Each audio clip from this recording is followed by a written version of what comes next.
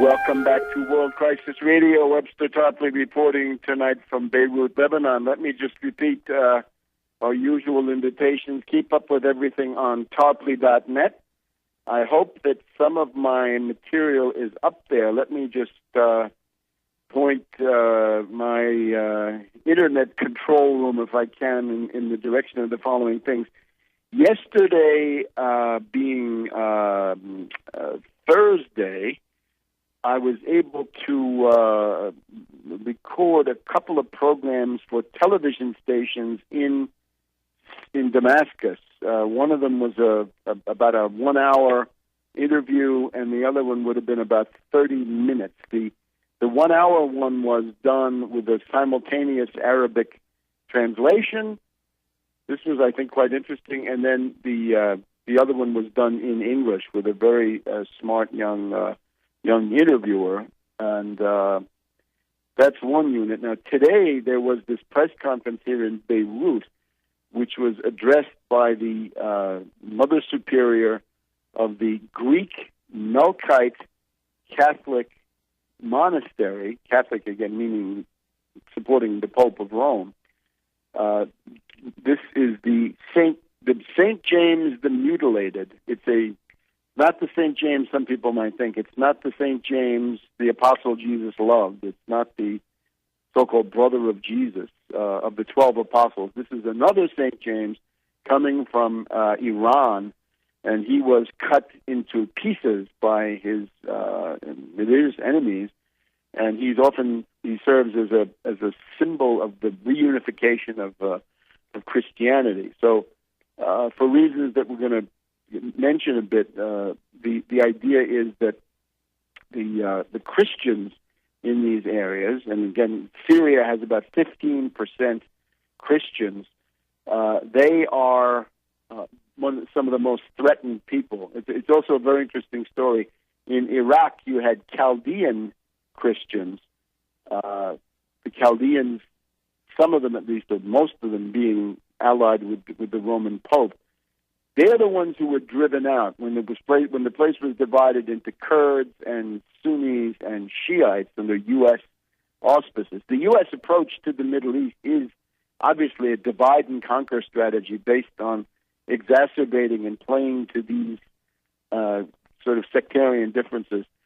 A lot of the Chaldean Christians took refuge in Syria, a couple of million.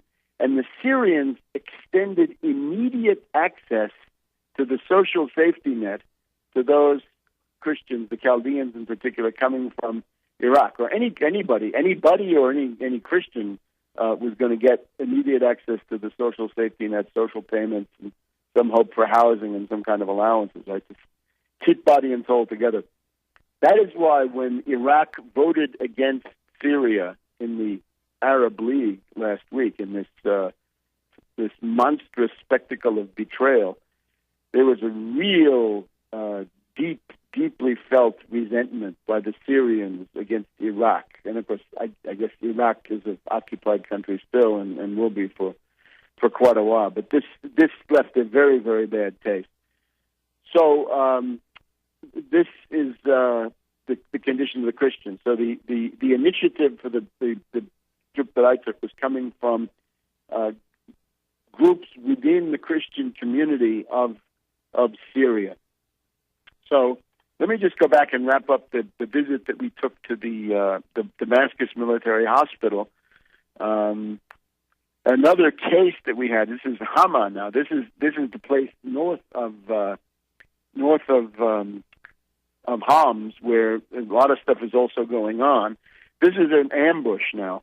A soldier was shot basically in the head.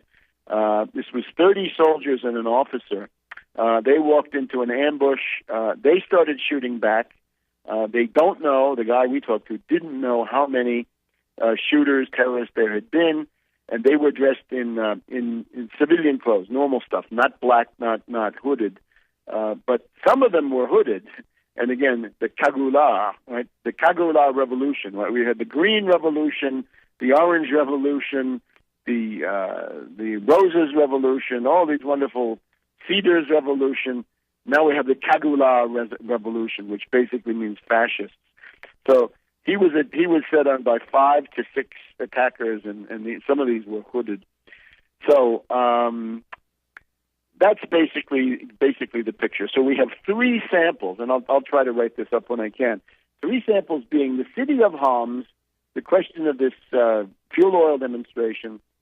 Then we had this sort of seminar, which was an exhaustive reconstruction of what went on in Banyas, a little bit north of Tartus, in the middle of April. And then we had the visit to the military hospital. Now, you've basically heard my conclusions. Now, I'm honored to be joined by another member of the delegation, and this is Monsieur Georges Marc, who is from France, I think from Paris, and he is the editor of a website which is called Media Libre. So, interesting political point of view, and just so you can get another perspective about it, let's have him basically sum up for the American audience what he thinks is important. So let me give the phone over to Georges Marc. Thank you, Webster. Yes, when we arrived from France to Syria, we had seen the report of mainstream media, and we had questions because we couldn't see anything that confirmed the media version about massive manifestation on huge repression and war situation in Syria.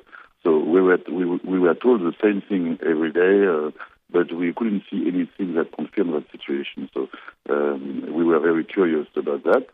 And quickly, when we arrived in Dallas, we could see that Damascus in French, we could see that the city was very quiet, and that people were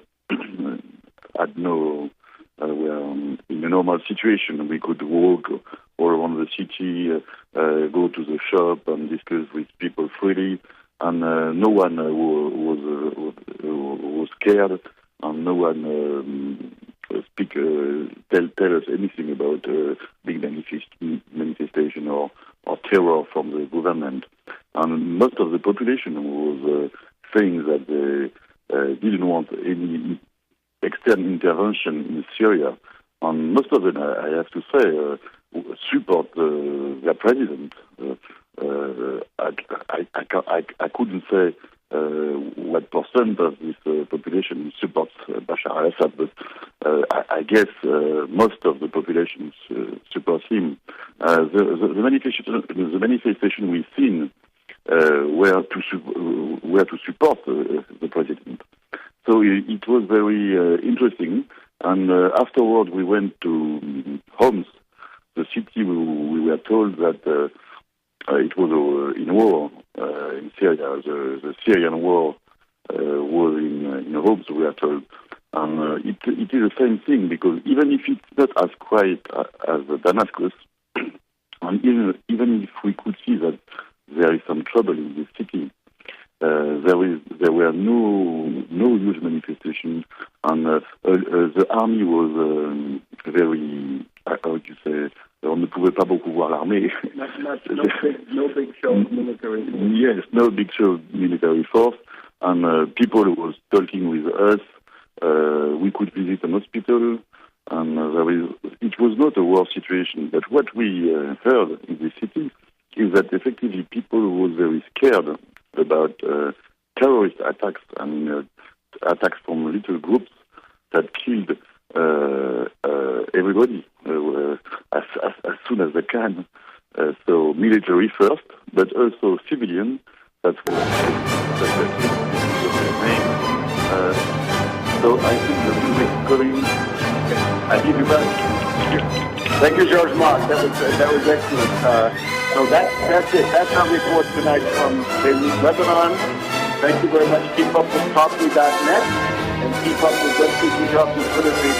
We'll be reactivating that. And work for peace. Do what you can to spread the word. The NATO media line on Syria is a big lie. Back next week on World Crisis Radio.